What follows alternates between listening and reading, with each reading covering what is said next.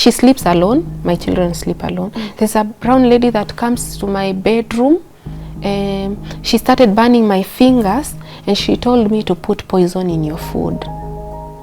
Nikamuuliza, were you dreaming? She told me, no, I was not dreaming. I even saw the lady. If I can see her again, I can show you that same lady. Also, you would see through the camera? I would see through the camera. Now what scared me, you see, the moment wamekuja, I've been seeing them.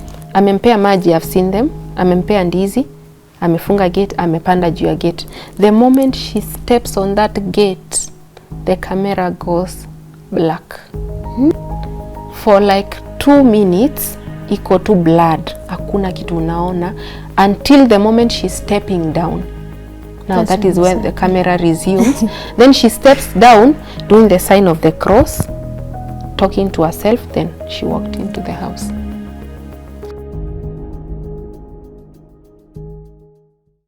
Hello and welcome to today's episode of Tuko Talks. Picture this. You've been brought a foreign girl to work in a house as a house manager. You've entrusted her with your personal space, your kids, and basically your life. Fast forward, she confesses to you that she's constantly getting instructions from the dark world to attack you, harm you, and your family. How are you going to handle this situation? This is the story of our guest today, Mama Pharrell. But even before I let her introduce herself, if you're watching this episode and you haven't yet subscribed to this channel, kindly do so and make sure to leave us a comment at the end of this episode. My name is Njeri Mercy and this is Mama Pharrell's story. Hello. Hello. How are you? Fine, thank you. We are happy to meet you finally, and thank you for opening your space for us and even to create this time to have this conversation with us.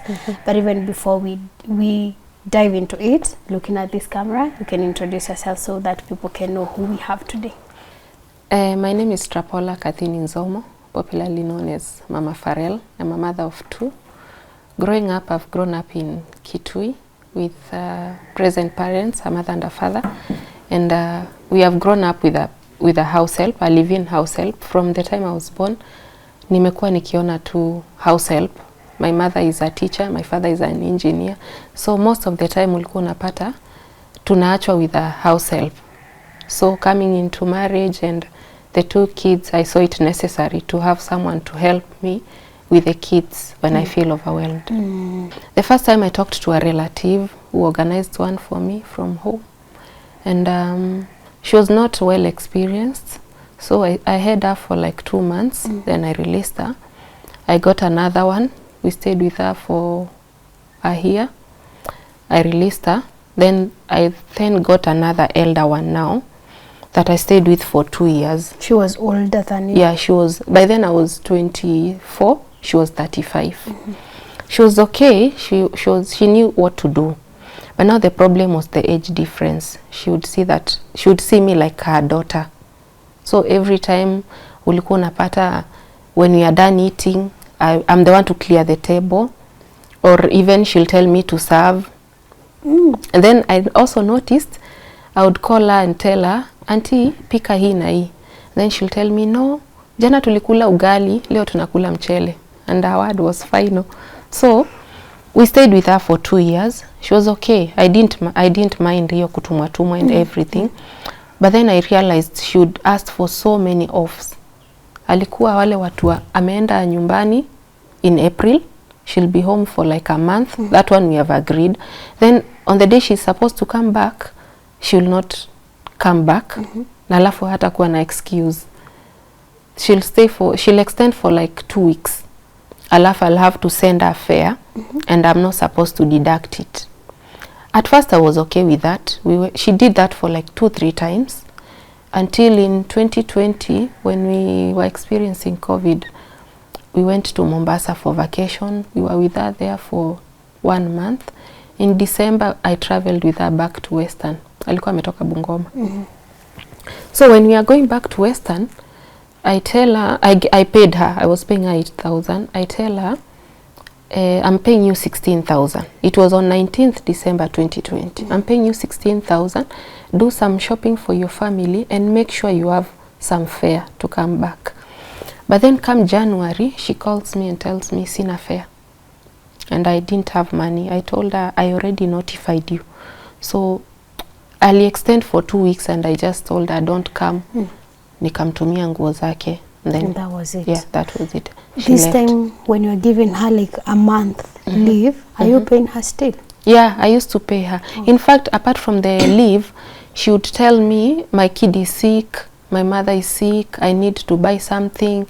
I usually don't deduct. Nikipea msichana kitu, I don't deduct. Like, naonaga the amount we are paying them is not even sufficient. So mi wana it's not even fair to deduct. Alafu unapata mtu amekuomba 500, 200, unapata si poa ku deduct from the salary. Yeah. Then once she left, at some point I stayed without a live-in house help. Nikaona it's a lot of hassle. So nikaona let me get a day bag. And the day bags were okay. She would come in at 7, do her work. By 11, she's done. I release them because I don't see the need of keeping her in my house and she doesn't need to cook. Sasa ulikuwa unapata nilikaa na day bags from 2021 up until 2023. And then I brought in now a live-in. Okay. This one tulikaa naye a whole year. But now the problem was I have a neighbor mwenye anakuanga na houseboy. Now unapata unapata in Nairobi most people have an issue with kwa ploti. Sijui mama fulani talked to my house help, ametafutiwa kazi kwingine and then she leaves. Now I don't have that problem. I don't have neighbors who talk to my house helps. My problem is houseboys. Now these houseboys, they'll wait until I'm not in the house, talk to my house girl. Before I know it, they're in a relationship, she's pregnant, she leaves. That is what happened now with that girl. She was okay, tulikaa naye a whole year. She went home in December. But then come January, she was always tired. Unakuja kwa nyumba, unapata vyombo hazijaoshwa. In fact, the way the kids left going to school, everything is on the dining. Unapata tu kila kitu iko tu vile iko. I talked to her, nikamuuliza, what is the problem? She doesn't have an answer. Ananiambia everything is okay. The second day, I leave the house, come back in the evening. Now my son tells me, hata auntie hajatukujia kwa barabara. Because the bus drops them at the gate, the main gate, she has to pick them. And then nikamuuliza, what is the problem? Ananiambia hakuna shida. Nothing has been done in the house. Then I have dogs, security dogs. So utapata the compound is super dirty. But unapata exactly vile uliacha. The third day, nikapata tu hivo. Then I realized now there's a problem because I'm even asking you, kuna shida? She tells me, hakuna shida. But unapata nyumba, I have to be there at 5. Now at 5 she should be cooking supper, but ndio anaanza kuosha nyumba. Then I took her to country bus personally. Nikamlipa, nikampea fare. Then when I was releasing her, she was jovial. Nikashindwa, what could be eating her up? Excited. No, she's not excited, but unaona she doesn't have a problem with me. Nikajiambia maybe she could be pregnant because you can't explain how mtu atalala from 7 to 4 unampata tu amelala. Gate ni unajifungulia. She went home. I didn't keep up with her, but I'm hoping she's okay. I stayed 2 more months without a girl. Sasa nachukua day bag. Then I talked to a friend now, a relative. Akaniambia, I have a good girl. She's 18. Na ndio amemaliza tu form 4. Hajaifanya kazi. Would you consider her? Then nikaona nimekuwa na watu experienced for so long.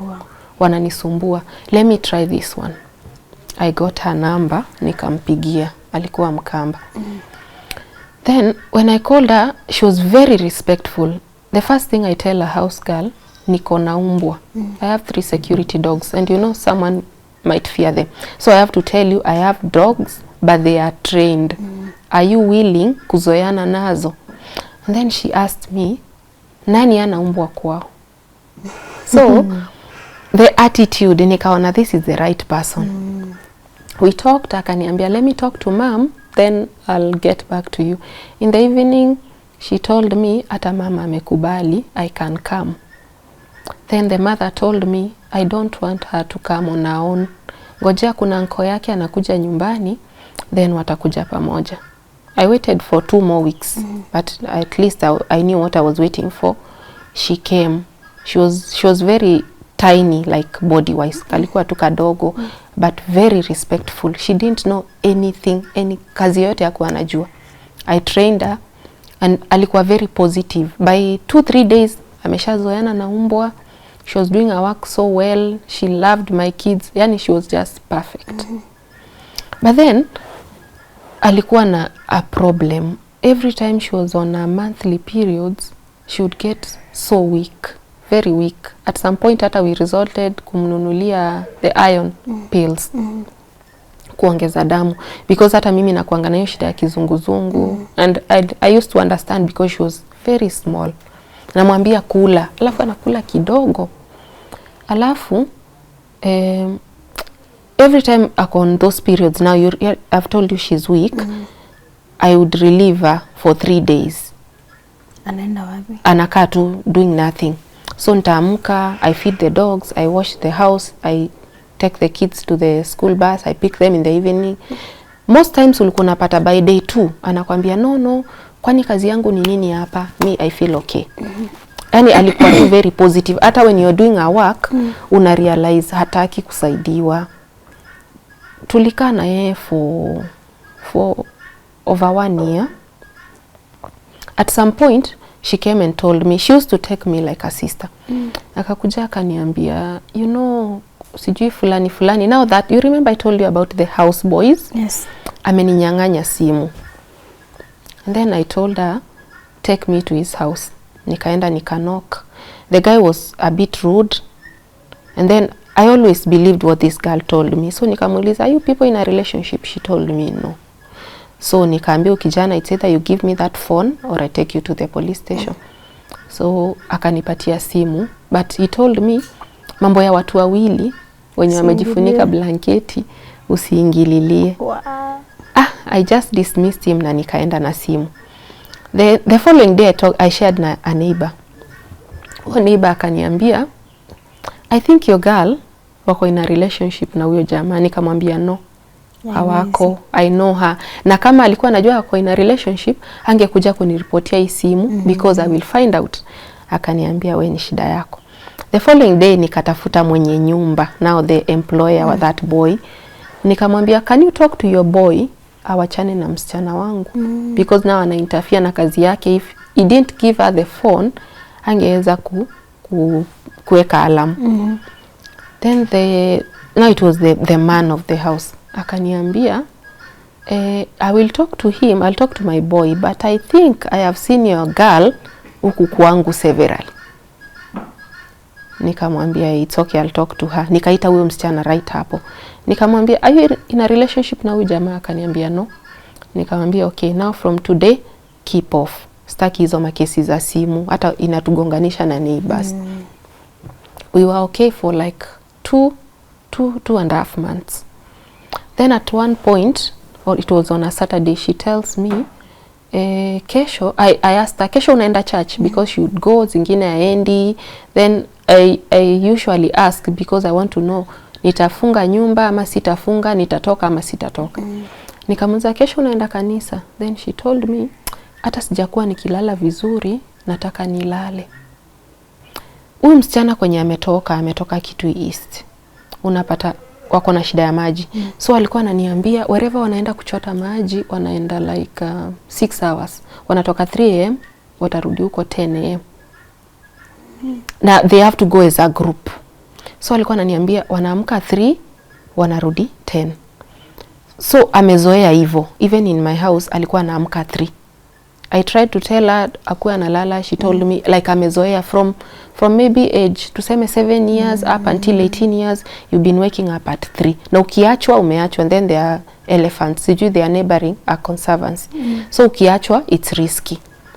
So she told me hata kesho I want to spend my day sleeping, which I understood. She woke up in the morning, cleaned the house. But then nikampata akiosha compound. I live in my own compound. Nikampata anaosha compound, then she told me my floor is very heavy, wacha niende kidogo ni change pad.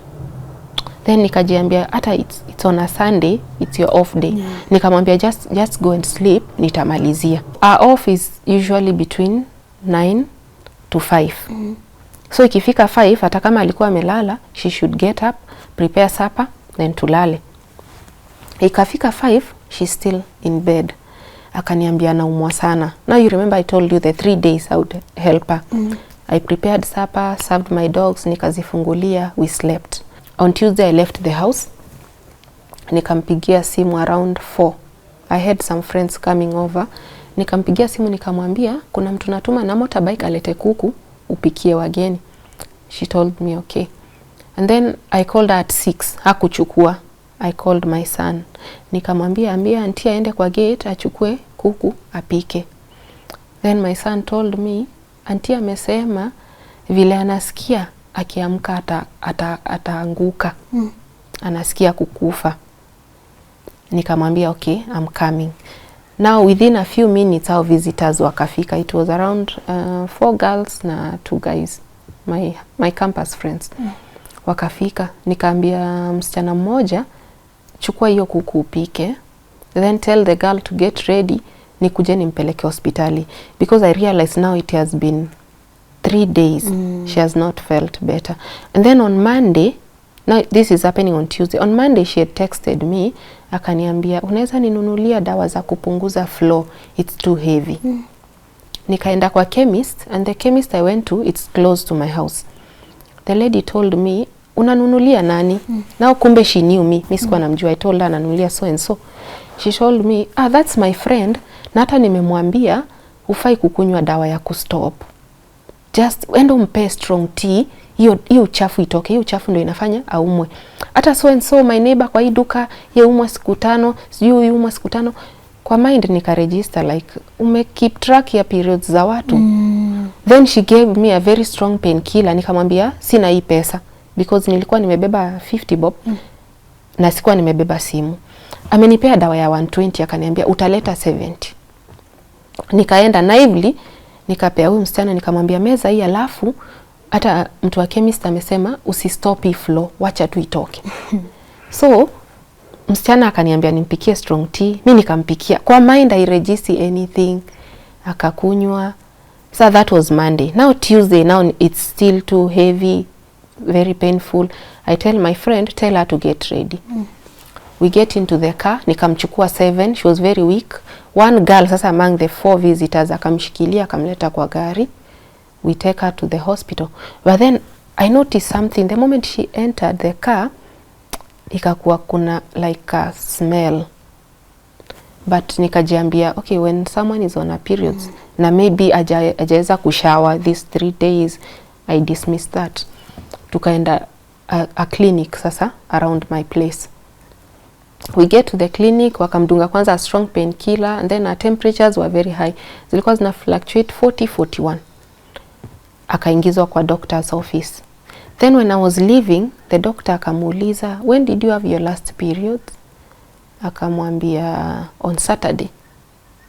Akamuuliza hiyo ndio siku ziliisha? Akasema yes. I walked out. I waited for the doctor.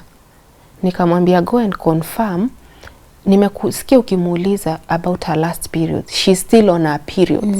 Na amekwambia zilisha Saturday. Saturday ndio zilianza. Go and confirm that. The doctor went back. She told me, ameniambia she's not on her periods. Zilisha Saturday. Nikamwambia no. Check this message nilitumia on Monday. Ameniandikia my periods are very heavy. Niletee dawa ya kupunguza. Then she tells you. So the doctor asked me, what do you think? Nikamwambia, I think something is fishy. I think utamuuliza if she's comfortable doing a pregnancy test. Akamuuliza, the girl was like, okay. So akafanyiwa test. That is around now 7 tumefika. Amefanyiwa test until 9 p.m. Akaitwa kwa doctor's office. Because she's an adult, I didn't bother kuingia naye. Now tumebaki hapa kwa reception, mimi, my husband and the other lady. Ameingia huko wakakaa until 10, 1 hour.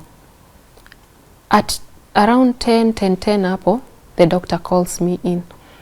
Akaniambia tumekuwa na back and forth na msichana because she doesn't want me to disclose to you what is the problem, and now I realize you're paying, and if I don't disclose to you na she's not going to pay, you deserve to know what's happening. Nikamuuliza what is the problem. Akaniambia she's pregnant na inatoka. Nikauliza msichana, inatoka ama unatoa? Akaniambia no, inatoka. I told her now I was not paying, my husband was paying. Nikamwambia now we have to tell him because mimi sina pesa. She said it's okay. Akaitwa ndani. Then the doctor told us her blood level is so low.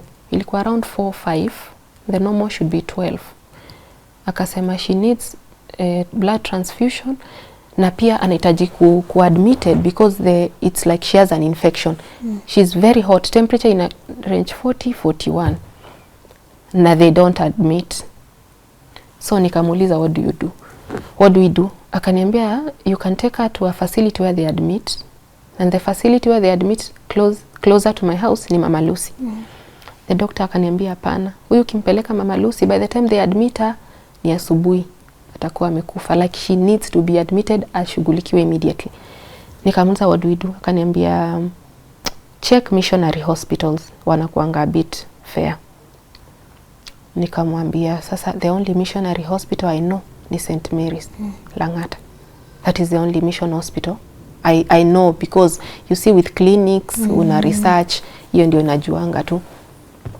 We paid around 4 to 6,000, can't remember, but haikupita 6,000 tukadischargiwa. Now we drive direct to Lang'ata. Akaniambia nipitishe kwa nyumba nichukue charger. So tukaenda kwa nyumba, nikachukua charger, nikachukua masai sheets. We drove to Lang'ata, the four of us now, mimi, my husband, na the lady.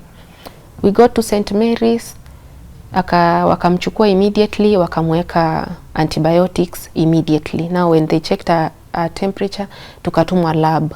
Wakafanya blood work. The blood work was not expensive, was around 2,000 to 3,000. Tukalipa, wakatutuma kwa scan.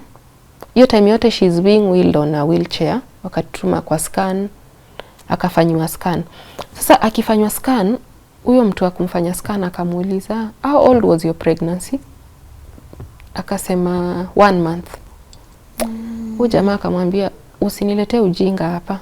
Hii kitu, if I check the centimeters, it shows 3 months. How old was your pregnancy? Akasema 3 months. So nikaona huyu msichana akona uongo. I asked her, uko sure hujatoa hii mimba? Akaniambia no, sijatoa. So kwa scan ikaonyesha mimba ishatoka. Whatever is remaining is the placenta. Ndio imekaa from Saturday, Sunday, Monday, now today is Tuesday. Placenta ndio imekwama. Now the doctor told me, I suspect ametoa. Alikuwa anatoa. But she will not admit that. Amekataa.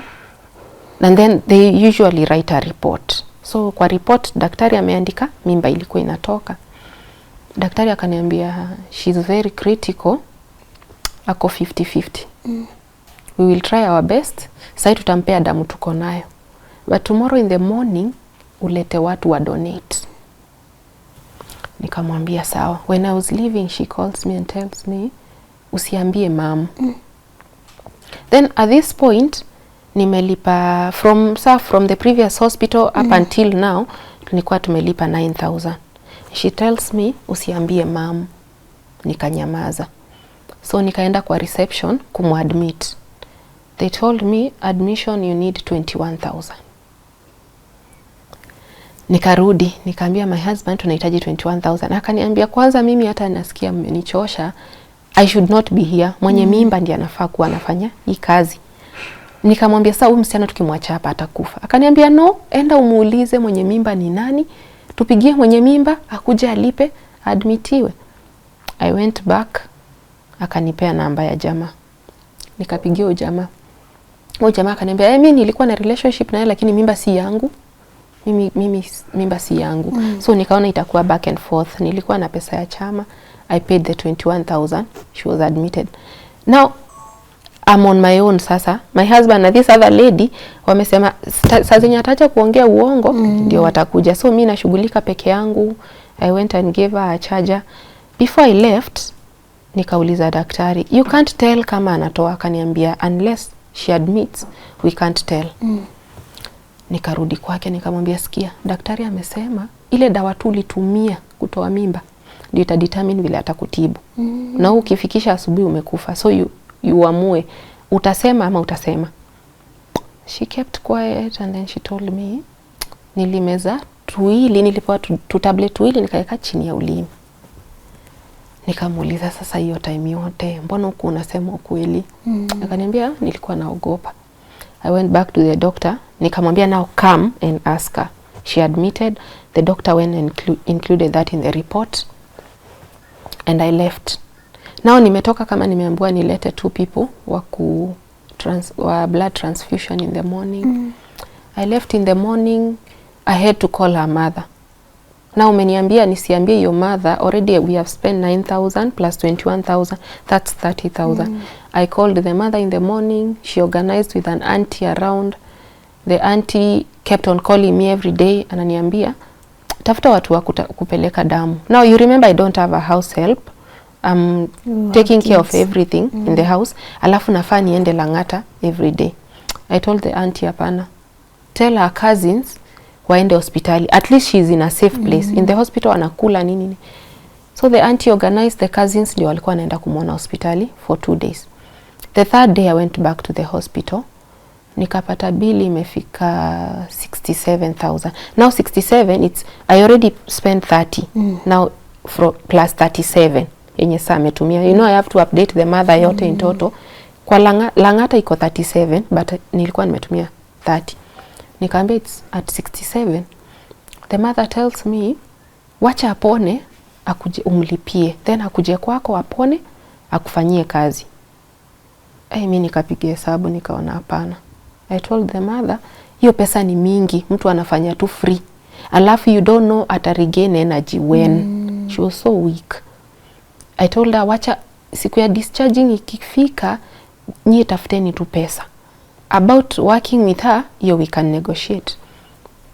Siku ya discharging, the bill was at 47,000. So ukiongeza ile 30 inakuja 77. I called the auntie because the mother ilikuwa ngumu kumpata juu ya network nini. The auntie tells me, wewe lipa tu hiyo pesa tutakurudishia. Nikamwambia I don't have the money. Mimi sina hiyo pesa. The auntie tells me, mbona uko na roho chafu hivyo?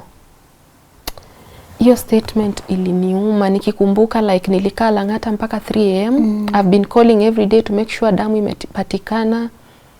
I've been following up. Then you tells me niko na roho chafu because I don't have the 47,000 ya kumlipia. I told the auntie, vile atatoka hospitali, that is up to you. Na mimi nataka 30,000 yangu. The auntie told me, it's okay. Tukakaa after 2 hours, nikatumia pesa yangu. Then, they walinitumia pesa yangu. Sikujua imetoka wapi. Wakanitumia 30,000.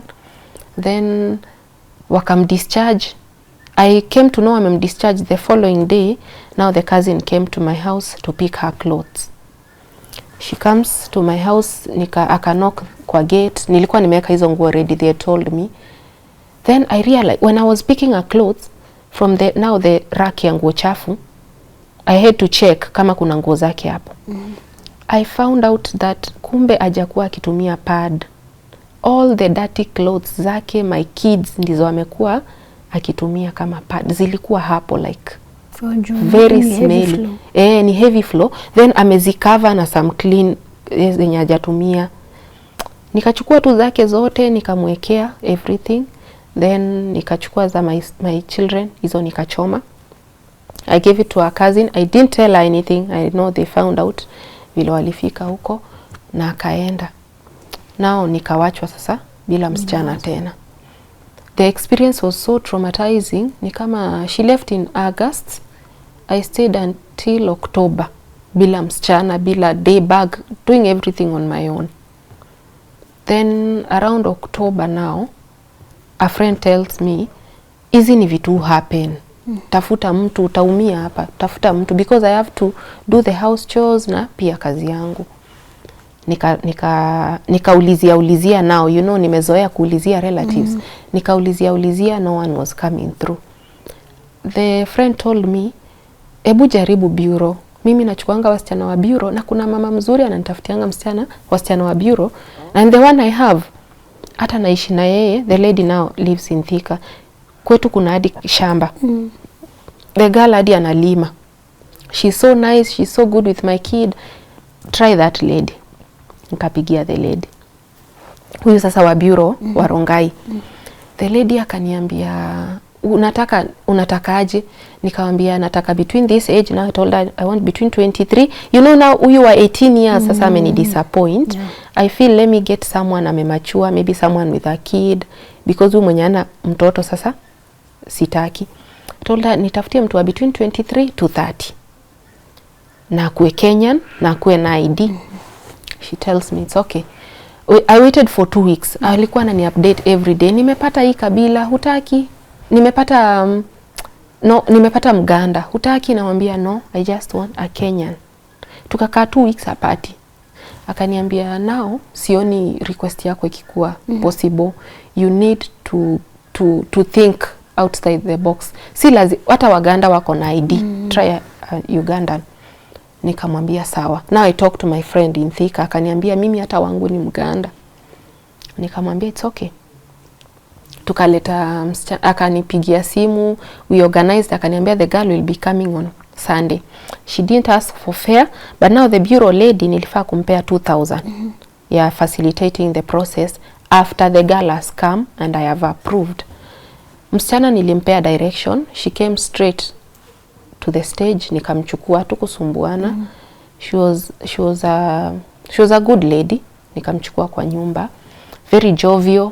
Then she knew everything. Alikuwa anafanya kazi yake perfectly like she had been trained. Within 2 days now, like the previous one, amezoeana na umbwa. And that is usually the most challenging thing in my house. Hakuwa anajua Kiswahili mingi. Alikuwa sawa na the children, anawasaidia homework.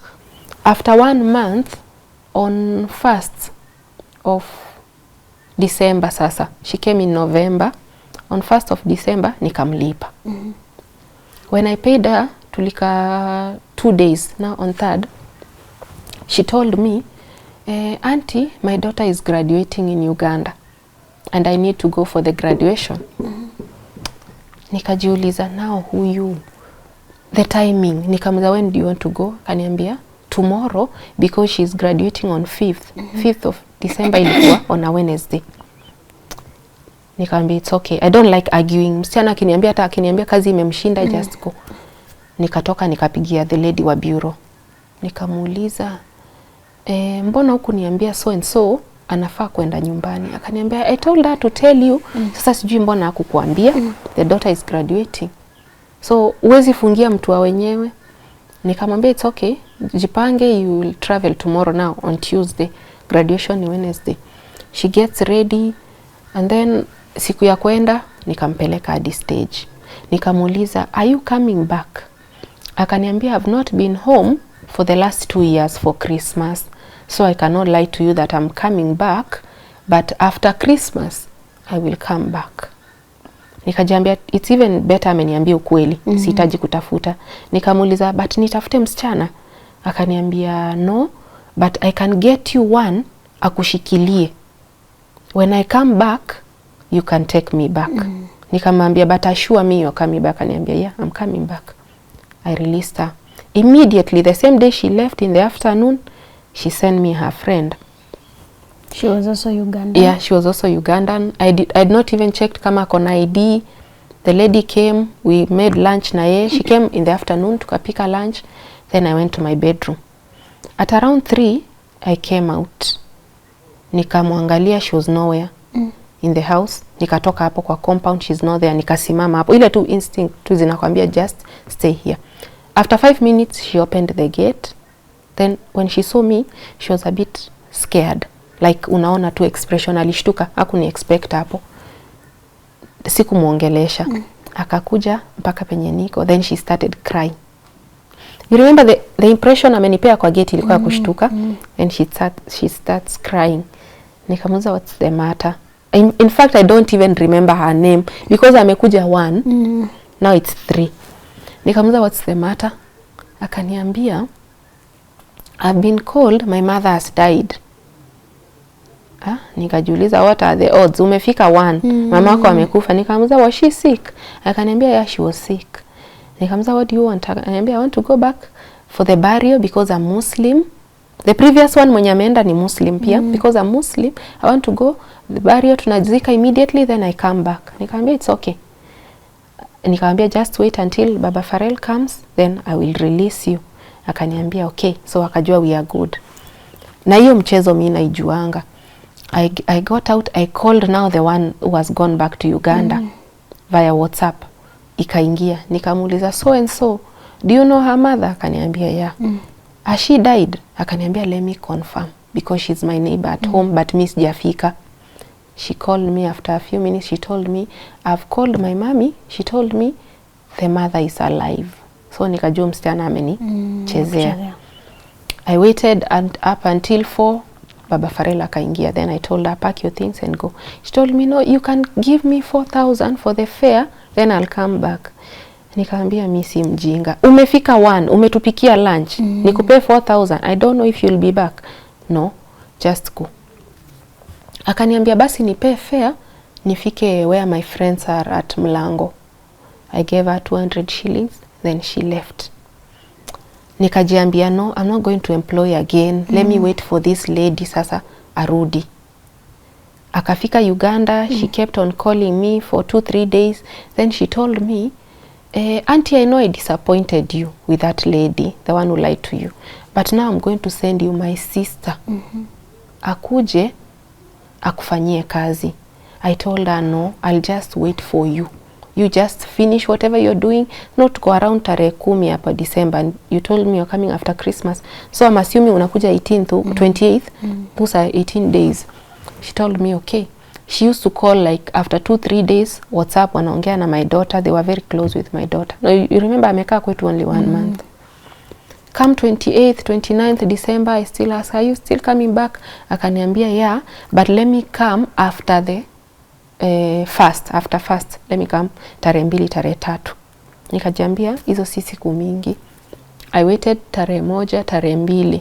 She called me akaniambia you will send me fare. I don't have fare. Nikamza fare ni how much? She told me it's 4,000 from Uganda. Nikamwambia sawa, when you already tell me. Akaniambia don't send me now because I have to get someone with an M-Pesa number ndio nitoe. After a few hours she calls me akaniambia tuma kwa hii namba. But then she told me fare may change. Ni 5,000. No, hiyo Russia New Year opening schools nini. Nikajiambia now difference ya 1,000 na kutafuta msichana mwingine. Na huyu anajua kazi zote. Amezoeana na umbo everything. Nikaongeza 1,000 nikamtumia 5,000. She told me I'll leave tomorrow in the evening. Nikamwambia sawa. Tomorrow comes at around 4 nikampigia. Akaniambia I'm even going to take the bus. I relaxed. I didn't call her again until the following day at around 12 noon. Nikamuuliza hujafika, what's happening? She told me, you know auntie, I'm sorry to disappoint you. My daddy is taking me back to school. Oh. Nikajiuliza, si jana ulikuwa unapanda hadi basi? Nikamuuliza so nikamwambia just send me back my money. Akaniambia let me send my sister to come. So mimi nikakaa nikaona hii pesa anaweza choose situme. So ni pesa ipotee ama atume sister yake. Nikasema tu acha atume sister yake. And then nikajiambia mostly sisters wanakongana character same. So kama huyo alikuwa mzuri, possibility au mwingine kukua mbaya ni very low. The following day around noon napata simu new number. I'm so and so sister to so and so. Niko stage. Nikajiambia aya huyu ni mzuri hajakula fare. I went to pick the sister. The first thing I noticed, these people were totally different. The first one now this one has a Christian name. The other one was a Muslim. That is the first thing I noticed. Then this one is very tall. The other one was short. This one is brown, though alikuwa amebleach. The other one was dark. Like you can tell these are two different people. Nikajiambia cha muhimu ni afanye kazi. We got to the house. Nikamwambia, can I see your ID? Then they have a very big A4 paper. Imeandikwa the district, the village, sijui nini, the father, mother. I compared. Nilikuwa nimepiga picha yule mwingine. I compared two different people. Parents name different. Religion different.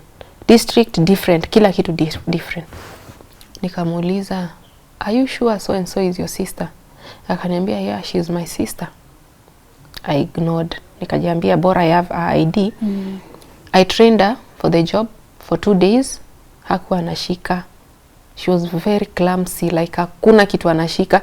And I'm coming back from this one who was very perfect. Huyu hakuna kitu anashika. Husky, like unajirudia, unaongea husky. She used to have those big headphones. So sijui kama ndio zilimharibu masikio. Unamwambia kitu 2-3 times. By the third day I was so drained. Nikajiambia no, I'll just let her go. And my greatest concern was fare. But nikajiambia I'd rather spend 3,000-4,000 nimpe harudi na nibaki tu na amani. I went to her bedroom. Nikamwambia after much consideration nimeona haujajua kazi. Like you're not even willing to kujua kazi. I just let you go. Then she started crying. Akaniambia no, I'm willing to learn, I will change, sijui nini. Then nikatumia ile excuse ya I even don't know who you are. Your ID is totally different from so and so. So you're not, tell me, are you a sister? Akaniambia, you know my father has 4 wives. So she's my sister but step sister. Sijui mama ya huyo ndio Muslim, mama yetu ni Christian. Sijui my mother was separated with my dad when I was young. Sijui we moved to another village. Akaongea and then she was crying. Alikuwa analia sana. What came to my mind ni imagine yourself in a different country, then you're discharged. Nikajiambia wacha afanye. But I told her now you have to change. Akaniambia sawa. The following days she was okay. Akajua kazi kabisa, yani alikuwa ananipima. Tukaendelea naye kazi vizuri. After 2-3 weeks nikaona amekuwa perfect. Now I had to leave the house for like a week. Now go to my other house. So nikaona amezoea na kila kitu. I have 4 cameras in my house, so I knew everything is okay. Kuna umbwa.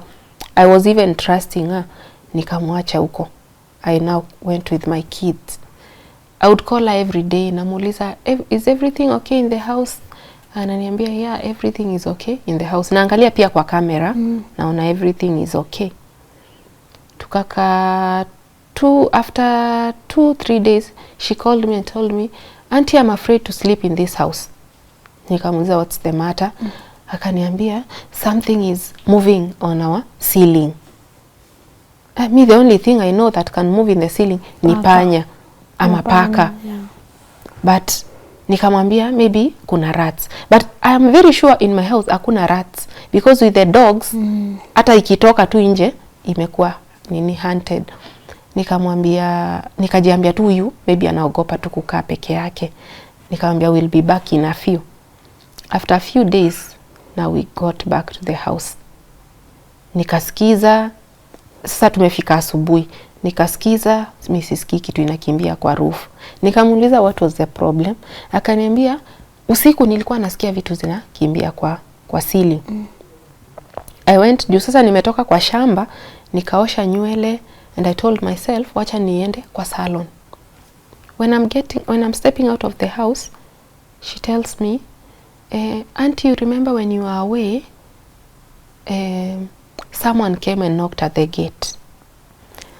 Msichana nilikuwa nimemwambia categorically, Nairobi someone will knock, tell you nimetumwa gas na Mama Farel, don't listen to that person. Someone will knock, tell you niko na njaa, don't. Someone will knock, tell you ananijua, don't open for anyone. She told me someone knocked at our gate and he told me to help him with some water. Nikampea maji Then he told me he's also hungry. I went in and got him some bananas. When I gave him the bananas, he walked away, went down and changed into a snake. So unajua mimi hata hiyo mambo ya snakes jasikia sana. My main concern is the security. Ulifungulia a stranger, ukampea maji. I'm just visualizing her walking to the house to get water. Maybe ameacha gate wazi na the dogs zimefungiwa, ni mchana. Ukampea maji, ukarudi tena ukampea ndizi. Nikamwambia, nikatoa simu, nikaenda WhatsApp recording, nikamwambia, what did you say? Akaniambia, when you are away, someone came and knocked, told me to help them with water. I gave them water, I gave them bananas. Then they walked away, then turned into a snake and crawled away. Nikajiambia huyu mtu, si ndiye alikuwa anasikia vitu zikikimbia kwa roof. Like sijui, I dismissed, niliona huyu kichwa yake tu ni mbaya. Then hizo music alikuwa anashinda tu akisikiza, mimi alikuwa ananikalia tu ni kama she's on drugs. Nikamwambia I'll be back. Nikatoka. When I went to the salon, nikapata the ladies in the salon, nikawaplaya the clip yenye nimerecord kwa WhatsApp. They told me, unacheka na that is a serious matter. Ufai kuwa unacheka. Yeah. Si jaba. Kuna msichana sijui jana amekuja hapa, sijui alituambia sijui nini mambo ya snake. Wakanionyesha picha, nikamwambia it's not her, but she was Ugandan. Wakaniambia hebu enda ufuatilie that matter. Mimi kwa akili pia hao watu wa salon naona pia nyinyi tu vichwa yenu ni mbaya. Like a snake, mtu ametani into a snake in Nairobi. In Nairobi. Nikajiambia pia nyinyi kichwa yenu si mzuri. I went back to the house. Before I got into the house, my son now came to me. Akaniambia, "Mom, auntie amekwambia nini ilifanyika?" Nikamwambia. Akaniambia si hiyo peke yake. Ati mimi ameniambia kuna mtu pia alikuja akamuomba maji na ndizi, then akafaint, then kuna gari ilikuwa inapita ikambeba ikampeleka hospitali. The same person came back again akamuomba ndizi na maji, then he turned into a snake. Nikaona inconsistency na story ya yule msichana. Ameniambia one incident, but ameambia my son 2 incidences. So nikaanza kuona hapa kuna kitu. I called her. And then they were never close with my son. She really hated my son. Sana, hawakuwa close. Previously hata alikuwa amesema disrespect, nikachapa my son. Hawakuwa wanapatana. So nikajiuliza leo mmepatana hadi mkapigiana story. I went back to the house. I called my husband, nikamueleza. Akaniambia fanya hivi, tukianza kula sapa muulize hiyo story tukiwa si wote. I waited until she served, kila mtu tunakula tu pamoja. Nikamuuliza, hebu tell me what happened while you were away. Akaniambia, auntie, you know, when you were away, someone came and knocked. When I offered them water, they told me they were hungry. I gave them banana. Then they fainted. Wakachukuliwa na gari. I think he was taken to the hospital. Gari tu random car out of nowhere inapick tu mtu. So unaona hata wewe unashuku like wewe kichwa yako si mzuri. That was on last week on Wednesday. Then on Saturday the same person came. I offered them water and bananas and now he turned into a snake. Ile tu security concern yangu nikajiuliza, yaani mtu amekuja tu 2 times, umeget so comfortable na yeye.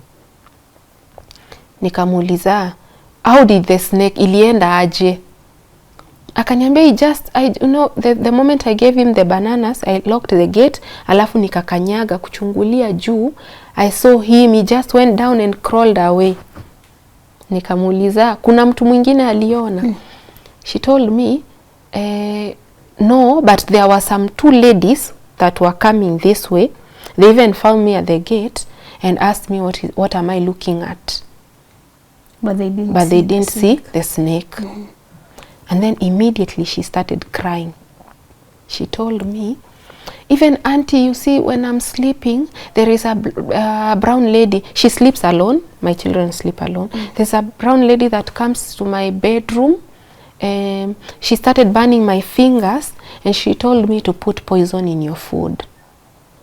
Nikamuuliza, were you dreaming? She told me, no, I was not dreaming. I even saw the lady. If I can see her again, I can show you that same lady. She even burned, when I told her I cannot do that, she continued burning my fingers, my hands, telling me I have to put poison in your food. Nikamuuliza, and what did you do? Akaniambia amekuwa akikataa, but now the burning imekuwa too much for like a week now. Nikamuuliza, what else has she done? Akaniambia, even the lady has been telling me to harm your son. Hata wakicheza huko nje, she keeps on nagging me, niende nimchukue nikuje na yeye ndani nimuumize. Now nikaanza kuconnect the hate amekuwa nayo na my son. Yeah, it's not normal. But now, you know, I have to act normal. Siwezi muonyesha niko scared. We were even watching the TV tukazima.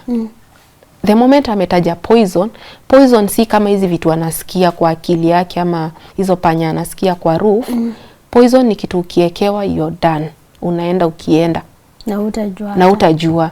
Then she has been cooking our food. So, I cannot suspect. Na kuna vitu zingine, sometimes she would cook hata kula. Me, I don't bother because unapatanga, unapika spaghetti and the girl tells you, I'm not used to this. The Kamba lady that I had, hakuwa anakula omena. So, I'm used to msichana kuniambia, sitakula, like I'm okay. Now the lady tells me, ameambiwa to poison. Nikamuuliza, now my husband now got concerned. Akamuuliza, na the sound umekuwa ukisikia kwa ceiling. Ni kitu ushaisikia tena? Akasema, yeah, there are these things, they keep on disturbing me. I cannot even sleep. Tukakuwa tu compost. Akamuuliza, hii kitu ishai kuhapenia tena? Now she's crying, she's really crying. Akasema, when I was in grade 6, I don't know kama ni grade 6 in Uganda ama standard 6, the same lady came to me at night and told me to kill some students from my school. And when we woke up, 6 students were dead. Nikamuuliza, like dead, did you do anything to them? Akaniambia, no, I didn't do anything to them, but I had been instructed to kill them. Nikaona sasa huyu ni kubaya. So I told her, enda uoshe vyombo kwanza, ndio at least tukue compost. She went to the kitchen, then tukafikiria haraka. Tukafikiria, what do we do now? Because now ni usiku. Anakuwa instructed usiku. So amesha to disclose here. Yeah, you don't know kama usiku atachomwa ambiwe aende anyonge watoto. They are in their room, mimi niko kwangu, yeye ako kwake. You don't know usiku ataamka ambiwe, na unajua mtu akikutokea kama umelala, it's bad because you're not even aware. Yeah. I had to act good to her. Nikamwambia, what you do, call your father, mwambie what is happening. And now she tells me, Atiata had called my father and I've been told even my sister is being attacked and she's fainting. So it's a family thing. It's a family thing. So mimi nikaona hizi ni vitu nimejiletea kwangu. I don't know, I never checked her bag. I don't know nini alikuja amebeba na ameshafika kwangu. Nikamwambia, let's go to sleep, then you'll talk to your father. Tell him akuambie kama kuna mtu anaweza kukuombea. Akaniambia, I've even tried prayers. I went to the church. Yenye anaenda huku. I've gone to the church and the priest even gave me a new rosary and told me to be calling him whenever I'm being attacked. And I've been calling him the previous week, tunaomba na yeye. So nikajiuliza, kwani naishi na nani? Mpaka mmekuwa mkiomba na priest na hizi vitu haziendi. And you didn't know. Nikamwambia, now talk to your father, mwambie kutafutie tu a priest ama a bishop. I'll get you fare, uende home, uende uombewe. She told me it's okay. She slept. The following day I was up by 5 a.m. Like niliamka hata before amke, nikapata watoto wako sawa, cleaned the house. Then she's not in a hurry to go. Namuuliza, have you talked to your father? Ananiambia no. Ati ashiki simu. Have you talked to your father? No, ashiki simu. Mimi vile ilifika 1. Nikamwambia, have you talked to your father? Akaniambia bado. Nikamwambia, wefanye hivi, you don't even need to talk to him. shika fare, fika home, get a priest akuombe, then when you're okay, kazi yako iko. She got the fare, nikampeleka hadi stage, nikampandisha gari. The moment she went, I called her the following day, akaniambia alifika salama. I never bothered, I blocked her number. I never bothered to call her again to find out kama aliombewa. I don't know if she has been calling me to find out. But then this year, around June, now the sister sent me a message via WhatsApp that she didn't manage to go back to school, if she can come back to work. Nikaona hii ni mchezo inaendelea, because ulikuwa uende shule, you've been away from January until June. Now June you want to come when your sister has just left. Nikamuuliza, did your sister tell you about the demonic attacks? She told me no. Nikamwambia, I'll talk to you. Then I never talked to her. The lady akaenda na, and that was it. When she left, I never bothered to know kama alifika yani nilijua amefika. I never bothered to jua kama aliombewa ama kuombewa. The sister ndiye sikuwa nimeblock, but immediately alinitumia the message, now even her I blocked her. And since then you've never experienced anything strange in the house or anything? I never, kabisa. I was expecting kupatana na funny things in my house. Ama ameacha vitu. She never left anything. I checked when she was leaving. Alibeba kila kitu. Then the moment she left, the following day I called someone. Tukafanya thorough cleaning, checking everywhere. I checked, hakuacha anything. I didn't experience anything in my house. Sasa sijui, maybe whatever she had, maybe alikuja akapata, it's not compatible huku kwangu. I don't know whatever protected me, sijui. But we didn't have any bad experiences after ameenda. Okay. Wow. I know maybe someone who is watching, they were listening to someone say like, niliona mtu akiturn into a snake. In most cases ina soundingi kama vitu tunaona kwa Nollywood movies na jaba, vitu that they don't happen in this world. But it's a good thing, because I've watched even the influencers who do YouTube channels tell us stories about how they have had traumatic experiences with these house helps, and you even coming out to shed light on, you can even find someone who's demonic, someone who's been instructed by the dark world to attack your family, and like you have said, this is someone who you are living in your house. You are trusting her with your children. You don't know what they will do, you don't know what they would live in that house. So I guess it's always good to shed light on some issues and to create awareness that whenever you are bringing people on board to work in your private homes, be cautious. And also there's something that I forgot to tell you. The moment she told me about that encounter, I went back to check at the cameras. You remember I told you I had 4 cameras. I went back to check at the cameras, specifically the one at the gate. Then I checked only that the last day, now the Saturday, the day that the man is turning into a snake. The lady, I saw her coming into my house with them, through the gate with the man. Walikuja. Unawaona, the camera is not mounted at the gate, it is mounted at my roof, but unaona inamulika kwa gate. Unawaona wanakuja, wakafika kwa gate, the man was left outside, she got into the house, took some water, akakuja akampatia, then they talked. I didn't get to hear what they said. Then she locked the gate again, got in, akachukua the bananas. Now a blue bag. I'm assuming those were the bananas. Anakuja anampatia. Then she locked the gate and immediately akakanyaga gate kuchungulia juu. Also you would see through the camera. I would see through the camera. Now what scared me, you see the moment wamekuja, I've been seen them. Amempea maji, I've seen them. Amempea ndizi. Amefunga gate, amepanda juu ya gate. The moment she steps on that gate, the camera goes black. You can't see any footage. The moment anakanyaga juu ya gate, for like 2 minutes, iko tu blood. Hakuna kitu unaona until the moment she's stepping down. Now that is where the camera resumes. Then she steps down, doing the sign of the cross, talking to herself. Then she walked into the house. So I didn't get an opportunity to see the ladies alikuwa anasema or whatever she was seeing or a reaction hiyo wakati amepanda juu. Vile tu anakanyaga tu juu hivi, it goes blank until vile anaenda kushuka na the normal camera operation inarudi. Now that is when I saw it is good at an release. Yeah, because if I saw the camera na nione maybe nothing, ningekuwa comfortable. But then maybe she's mentally disturbed. Yeah, or something. but then I didn't understand. The camera is working okay until the time I'm supposed to see the snake, and when you step down, inarudi sawa. The moment they were talking, were you hearing the voices? No, the camera is a bit far from the gate, like around 6-7 meters, so it doesn't capture the sounds, but unaona passerbys wakipita until the moment she's stepping on the gate kuchungulia na inazima.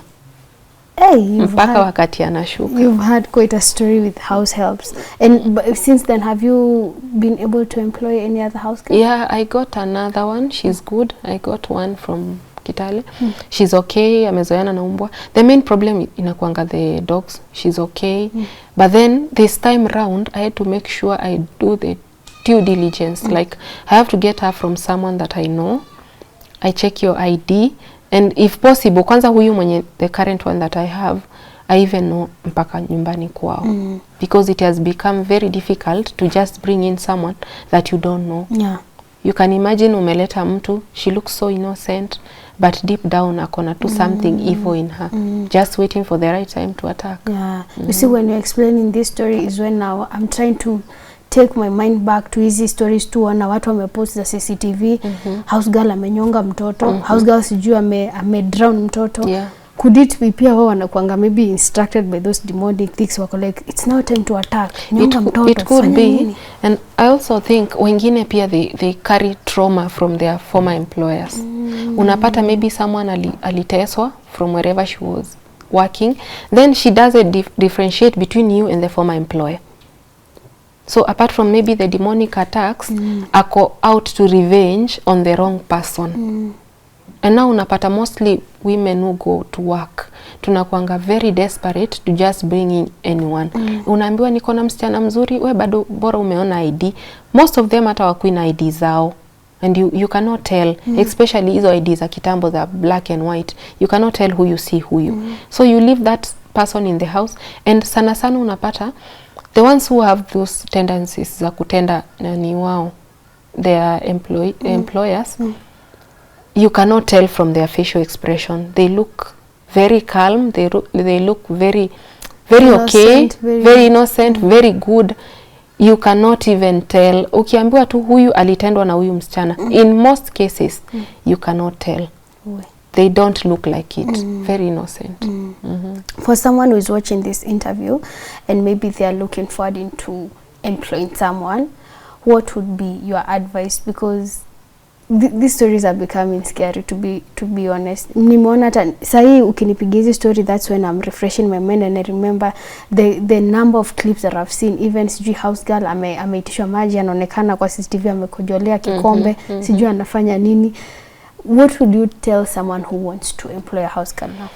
First of all, naweza sema it is very hard to get a good girl. It is very hard because a good girl should be someone mwenye unamjua vizuri. And you don't know many people. Like in your case, utapata all the people that you know, they are working.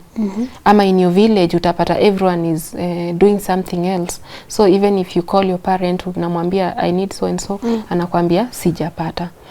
But my advice would be, fanya due diligence. Whoever you're bringing into your house, if possible, wacha ikue a referral from someone anamjua vizuri. If you cannot get a referral from someone anamjua vizuri, kuna agencies, they train people. Wachana na bureau sasa. Bureau, they just ferry some girls, they put them in a house na wanaanza kuwatafutia mali. The person who is running that bureau does not know the background ya msichana.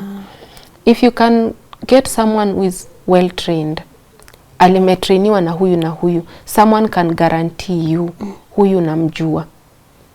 Though wanakuanga a bit expensive, but if you cannot go that way, get someone mwenye kuna mtu anamjua kwenye ametoka, anajua background yake, anajua traumas zake, anajua vile amekuwa brought up.